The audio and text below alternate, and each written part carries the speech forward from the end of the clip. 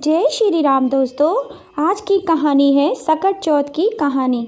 इसे सकट चौथ या तिल चौथ भी कहा जाता है। माघ मास के कृष्ण पक्ष की चतुर्थी के दिन चंद्रमा के दर्शन करने से गणेश जी के दर्शन का पुण्य मिलता है। प्रत्येक मास में 2 चतुर्थी होती हैं। अमावस्या के बाद आने वाली शुक्ल पक्ष की चतुर्थी को विनायक चतुर्थी तथा पूर्णिमा के बाद आने वाली कृष्ण पक्ष की चतुर्थी को सकट चतुर्थी कहते हैं।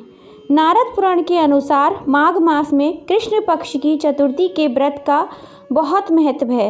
इस चतुर्थी को माघी चौथ, सकट चौथ या तिल चौथ भी कहा जाता है। गणेश जी की कृपा पाने के लिए वैसे तो कोई भी व्रत किया जा सकता है, लेकिन अधिकांश सुहागिन स्त्रियां ही इस व्रत को परिवार में सुख समृद्धि के लिए करती हैं।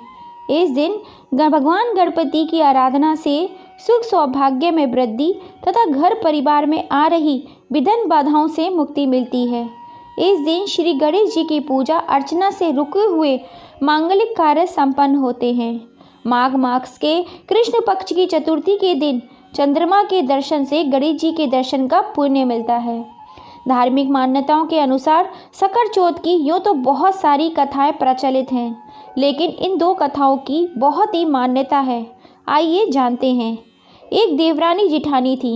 जिठानी बहुत गरीब थी। देवरानी के घर सारा काम करने जाया करती थी। एक दिन सकट चौथ पड़ी। जिठानी ने उस दिन देवरानी के घर ना जाकर अपने घर में साग बथुआ की पूड़ियाँ बनाई, कहानी सुनी और व्रत किया। जब उसके पति घर लौट कर आए और उन्होंने भोजन में जब साग बथुआ की बनी हुई पूड़ी देखी तो गुस्सा होकर अपनी पत्नी को पीटने लगे। वह बेचारी अपने पति से पिटकर एक कोने में जाकर लेट गई। आधी रात समुद्र के किनारे से हीरे मोती चुनकर सकट गुसाई ने जेठानी के घर के किवाड़ खटखटाए। जेठानी ने उन्हें देखकर कहा कि तू टूटी झोपड़ी में क्यों आए हो? फिर भी आ गए हो तो अंदर आ जाओ। सकट गुसाई बोले, माई मुझे बहुत भूख लगी है।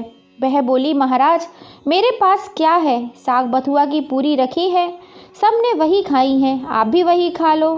फिर वो बोले, माई हम तो सोएंगे। जिठानी बोली, महाराज बाल बच्चे टूटी खटिया पर सो रहे हैं, आप भी सो जाओ। 4 बजे सुबह उठकर सकट गुसाई बोले, माई मुझे हिंगास लगी है। तो वह जिठानी बोली, पोंछ लो मेरे ललाट से। इतना कहकर सकट गुसाई अंतर ध्यान हो गए। जब वह जिठानी सुबह उठी और देखा झोपड़ी की जगह महल खड़ा था और चारों ओर हीरे मोती झिलमिला रहे थे। उसका मस्तक हीरे मोती के मुकुट से चमक रहा था। जब वह यह सामान उठा कर रख रही थी, तभी देवरानी यह पता करने आई कि 2 दिन से जिठानी मेरे घर काम करने क्यों नहीं आ रही है। जब वह जेठानी के घर जाकर पूछने लगी तो उसके बाल बच्चों ने कहा, अब तुम हमारे घर पर ही काम करने आ जाओ। देवरानी ने पूछा कि तुम यह सारा धन कहाँ से ऐंठ कर लाई हो? जेठानी बोली, मैं किसी का धन नहीं चुरा कर लाई हूँ, मुझे तो यह सारा धन सकट गुसाई देकर गए हैं। और उसने सारी घटना देवरानी को सुना दी। सुनकर देवरानी ने सोचा कि अब की बार सकट चौथ आने पर मैं भी ऐसा ही करूँगी। दूसरी साल जब सकट चौथ आया तो देवरानी ने अपने घर में खूब पूरी पुआ और पति से बोली, जब तुम घर काम से लौट कर आओगे तो मुझ पे गुस्सा होकर मारना। जब रात में कोलू की पार से पीना खाकर सकट गुसाई आए तो देवरानी के यहाँ के किवाड़ खुलवाए। देवरानी ने कहा, महाराज उसके यहाँ क्या था, मेरे यहाँ बढ़िया किवाड़ है, अंदर चले आओ। उन्होंने कहा, माई भूख लगी है। तो देवरानी ने कहा, मेरे यहाँ भरी छपरिया पुआ पूरी रखी हुई है, आप खूब मज़े से खाओ। सकट गुसाई बोले, माई नींद आ रही है। तो उसने कहा कि सूत के पलंग पर सो जाओ। सुबह उठने पर वह बोले, मैं हिंगास लगी है। तो वह बोली, मेरे यहाँ तो खूब बड़ा महल है, जहाँ चाहो वहाँ हिंग लो। अब सकट गुसाई बोले, माई साफ किससे करूँ? तो वह बोली, पूछ लो मुझ भाग्यवान के ललाट से। उसके बाद सकट गुसाई वहाँ से अंतर ध्यान हो गए। सुबह जब देवरानी उठी, उसने देखा उसके घर में चारों ओर बदबू फैल रही है। जिधर पर पैर रखती उधर ही उधर गंदगी पड़ी थी। जब देवरानी का पहरा 7वें आसमान पर चढ़ गया, अब वह गुस्से में जेठानी के घर पहुंच गई और बोली कि तुम तो कहती हो कि तुम्हें सकट गुसाई ने से सब दिया है, लेकिन मेरे यहाँ तो कुछ नहीं देकर गए। तुम ज़रूर किसी को ठग कर लाई हो। जेठानी बोली, बहन, मैं किसी को ठग कर नहीं लाई हूँ, मुझे सकट गुसाई ही देकर गए थे। जैसे सकट भगवान मुझ पर कृपा करे थे, वैसे सब का ऊपर कृपा करना। जो भी आपकी कहानी सुने पढ़े, उन सब पर आप अपनी कृपा करना। अब हम इसी पर आधारित आपको दूसरी कहानी सुनाने जा रहे हैं। एक साहूकार और एक साहूकारनी थे। वे धर्म पुण्य को नहीं मानते थे, इसके कारण उनके कोई बच्चा नहीं था। एक दिन साहूकारनी पड़ोसी के घर गई।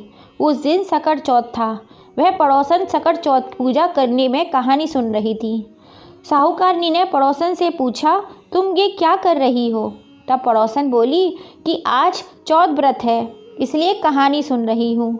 तब साहूकारनी बोली, चौथ के व्रत करने से क्या होता है?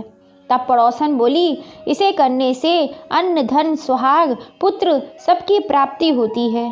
तब साहूकारनी ने कहा, यदि मेरा गर्व रह जाए तो मैं 1.25 सेर तिलकुट करूँगी और चौथ का व्रत करूँगी। श्री गणेश भगवान की कृपा से साहूकारनी के गर्व रह गया, तो वह बोली कि मेरे लड़का हो जाए तो मैं 2.5 सेर तिलकुट करूँगी। कुछ दिन बाद उसके लड़का हो गया, तो वह बोली, हे चौथ भगवान, मेरे बेटे का ब्याह हो जाएगा तो 5.25 सेर तिलकुट करूँगी। कुछ वर्षों के बाद उसके बेटे का विवाह भी तय हो गया। अब उसका बेटा विवाह करने चला गया, लेकिन उस साहूकारनी ने तिलकुट नहीं किया। इस कारण से चौथ देव क्रोधित हो गए और उन्होंने फेरों से उसके बेटे को उठाकर पीपल के पेड़ पर बिठा दिया। सभी वर को खोजने लगे, पर वो नहीं मिला। हताश होकर सारे लोग अपने अपने घर को लौट गए। इधर जिस लड़की से साहूकारनी के लड़के का विवाह होने वाला था, वह अपनी सहेलियों के साथ गणगौर पूजने के लिए जंगल में दूब लेने गई। तभी रास्ते में पीपल के पेड़ से आवाज़ आई, ओ मेरी अर्धब्याही। यह बात सुनकर जब लड़की घर आई, उसके बाद वह धीरे धीरे सूख कर कांटा होने लगी। एक दिन लड़की की माँ ने कहा, मैं तुम्हें अच्छा खिलाती हूँ, अच्छा पहनाती हूँ, फिर भी तू सूखती ही जा रही है, ऐसा क्यों?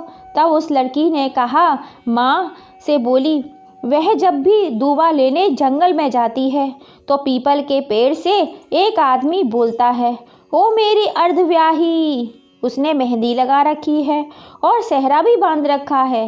तब उसकी माँ ने पीपल के पेड़ के पास जाकर देखा तो यह तो उसका जमाई ही था।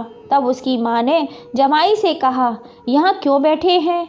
मेरी बेटी को अर्धब्याही कर दी और अब यहाँ क्या करने आए हैं? साहूकारनी का बेटा बोला, मेरी माँ ने चौथ का तिलकुट बोला था लेकिन नहीं किया, इसलिए चौथ माता ने नाराज़ होकर यहाँ बिठा दिया है।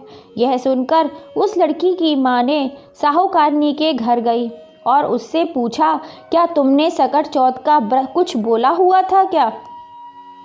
तब साहूकारनी बोली, तिलकुट बोला था। उसके बाद साहूकारनी बोली, मेरा बेटा घर आ जाए तो 2.5 मन तिलकुट करूँगी।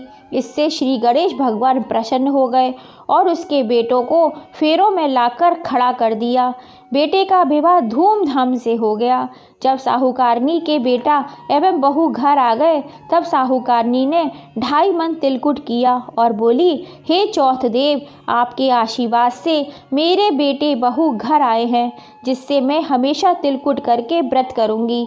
इसके बाद सारे नगरवासियों ने तिलकुट के साथ सकट व्रत करना प्रारंभ कर दिया। सकट चौथ जिस तरह साहूकारनी के बेटे और बहू से मिलवाया, वैसे ही हम सबको मिलवाना। इस कथा को कहने सुनने वालों का भला करना।